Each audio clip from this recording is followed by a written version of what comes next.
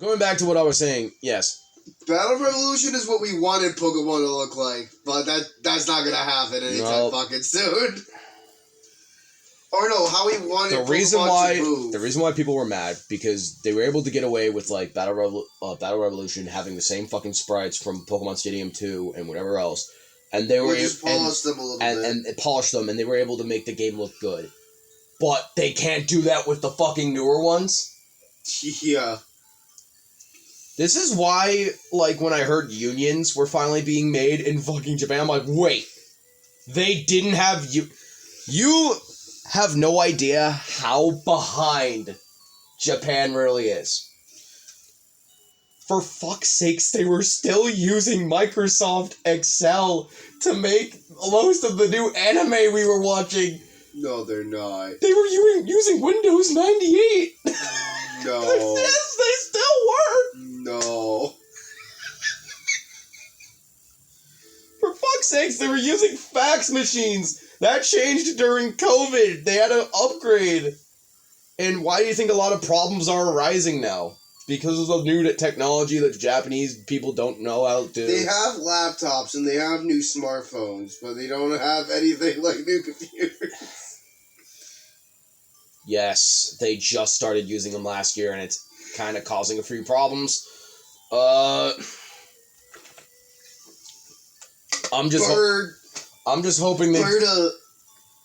I'm just hoping they do okay over there.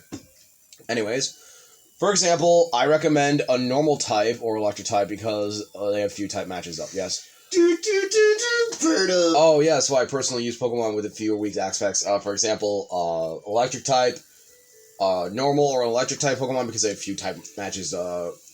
So yeah, I would use them too. But you also have to be careful in case a fucking ground type is thrown in the first. I would prefer a normal type so they don't get fucking killed on the first turn. If a Pokemon has few type mismatches, it means that there is less chance that its weak points will be exploited. In turn, that also means you won't have to switch it out to get away from the type mismatch. Yes. If you don't know what kind of Pokemon your opponent will send out first, you should consider my recommendation. Also, from my own experience, it is convenient for your party to have at least one Pokemon that will be unaffected by a certain type of move, depending on the type matchup. For example, a ground-type Pokemon that is unaffected by an electric-type move, or a flying-type Pokemon that can't be hit by a ground-type move. If a Pokemon can avoid damage entirely due to the type matchup, the battle is likely to be tipped in your favor. Yes. Of the following, which type has the fewest weak aspects? Normal. Okay, that's it. That's correct. I'm glad you listened to my lessons, and I don't have to pull out the belt. What? No, now he's getting. What the fuck? Sorry, man. I thought you said he was a good boy. He is a good boy. Sorry. The fuck? All right. Anyways, switching. An unnecessary Pokemon switch could be disastrous. Haven't I taught you that? Yes. Because switching uses up a turn, the opponent may hit the switched-in Pokemon as soon as it appears. But there is such a thing as waste-free switching. What do you suppose that could be?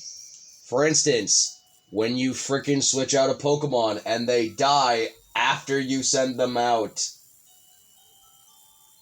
That's a good example of that. Anyways, here's one example. Switch in a Pokemon that is unaffected by an opponent's attack. This switch is one that gives priority to defense. Yes.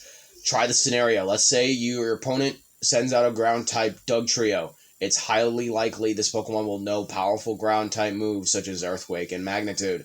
In that case, switch into a Flying-type Pokemon because ground-type move has no effect on Flying-type Pokemon. You can switch without it taking damage. Even if the opponent launches an attack at the switched-in Pokemon, it is unaffected, then the switching wasn't a waste of time. Switching in this way gives you a distinct advantage. The opponent's best moves are made totally ineffective against you. Of course, this might prompt your opponent to switch out as well. This is why switching in battle requires some careful consideration. If you master switching, you can master battles. Alright, what is your question? Which type of move does not work against Quagsire?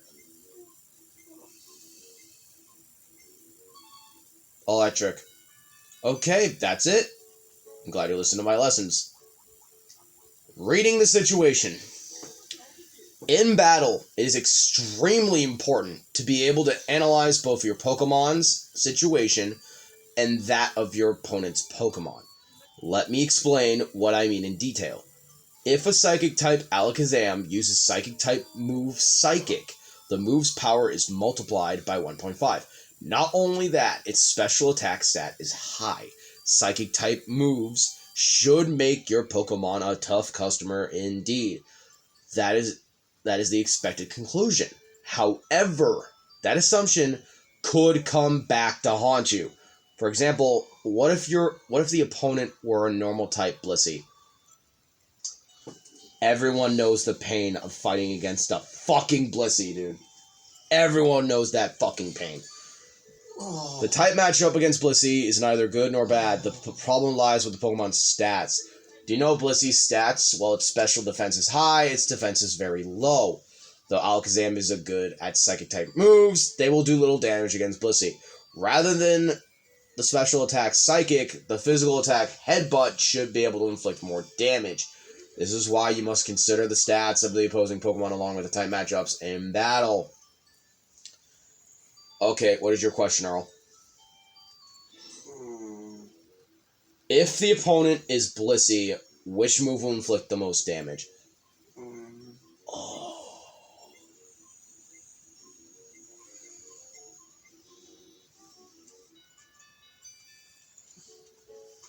You didn't pick one.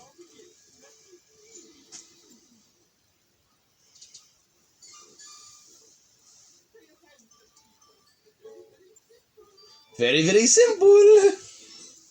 I love the voiceover. I think it's...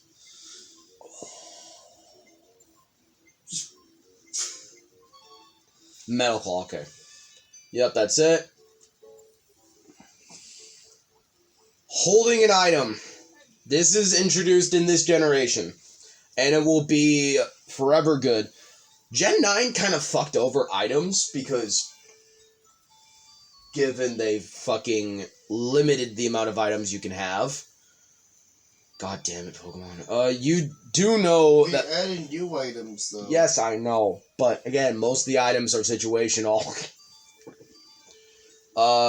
You do know that a Pokemon can go into battle without holding an item. While holding an item. Next, we'll delve a little further into this topic with a lesson I call Introducing Items.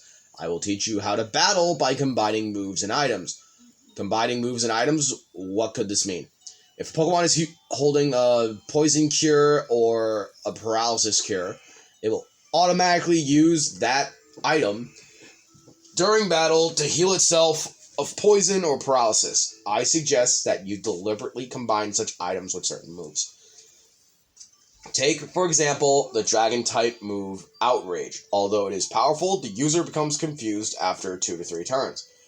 Try making the Pokemon use Outrage holding a Bitter Berry. As soon as the Pokemon becomes confused, it will automatically use the held item to get rid of its confusion. Isn't that convenient? There are other combinations too. Consider the Psychic-type move, Rest.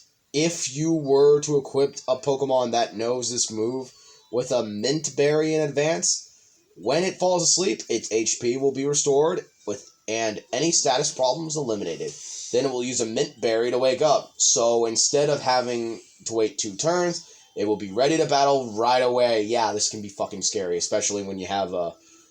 Well, it's not a Mint Berry anymore. It would technically be a Chesto Berry nowadays, but again, back then it was called Mint. This move is sure to annoy your foe. The only saving grace from your foe's point of view is that Mint Berry can only be used once. So yeah, you gotta be very careful.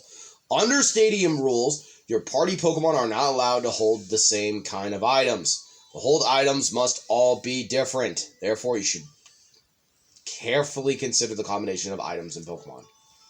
Yes. Alright, what's your question? Ice Berry corrects which status problem? Frozen. Shit! We thought that was simple enough. Ah, it's burn. It's burn.